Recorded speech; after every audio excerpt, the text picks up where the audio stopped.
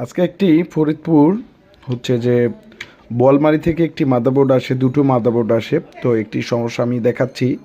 তো মডেলটা হচ্ছে গিগাবাইট H81-DS2। তো এই মাদারবোর্ডের সমস্যাটা আমি দেখাচ্ছি যে আপনাদের সমস্যাটা কোথায়।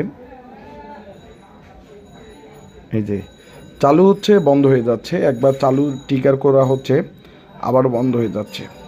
এই যে সমস্যাটা এটাই, যখন আমি প্রসেসর খুলতেছি, অর্থাৎ যখন আমি প্রসেসর খুলবো এবং দেখতে পাচ্ছেন যে কোডিং কিন্তু 00 হচ্ছে কোডিং, এবং কোনো ধরনের কোডিং আসতেছে না। আপনারা দেখতে পারেন যে আমাদের যদিও পাচ্ছে, আবার ফিডব্যাক চালু হচ্ছে, কোনো ধরনের কোডিং আসতেছে না। আসলে মাদারবোর্ডটার সমস্যাটা কোথা থেকে এবং কিভাবে আমরা সলভ করব, তো অবশ্যই আপনারা আমাদের ভিডিওগুলো দেখবেন। আমরা সকল প্রকার ডেস্কটপ, ল্যাপটপ, মাদারবোর্ড সার্ভিসগুলো করে থাকি। তো এই মাদারবোর্ডটার সমস্যা হচ্ছে যে চালু হচ্ছে, বন্ধ হচ্ছে, কোনো ধরনের কোডিং আসতেছে না। তো যাদের এই ধরনের সমস্যা, অবশ্যই আপনারা আমাদের ল্যাব থেকে সার্ভিসিং করে নিতে পারবেন। তো দেখতে পাচ্ছেন যে 00 কোডিং। তো আমরা সকল সমস্যার সমাধানগুলো করে থাকি। ডেস্কটপ, ল্যাপটপ, মাদারবোর্ড সকল সমস্যার সমাধান করে থাকি।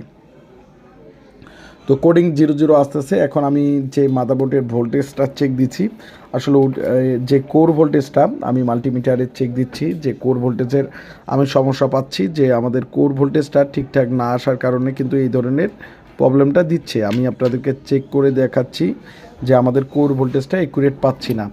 অর্থাৎ যে আমি কোর হচ্ছে যে আবার কখনো দেখতে পাচ্ছি যে এবার আবার ট্রিগার করতে হবে, যে আবার ট্রিগার করতে হচ্ছে কোডিং 00। এখন আমি কোর ভোল্টেজটা আমি চেক দেব যে আমাদের কোর ভোল্টেজটা কত আসে। কোর ভোল্টেজটা দেখতে পাচ্ছেন 189, অর্থাৎ উচ্চ কোর ভোল্টেজটা খুবই বেশি। তো এখানে ভোল্টেজটা অনেকটা বেশি, অর্থাৎ যে আমি যে প্রসেসরটা লাগাইছি সেই প্রসেসরটাও কেটে যেতে পারে।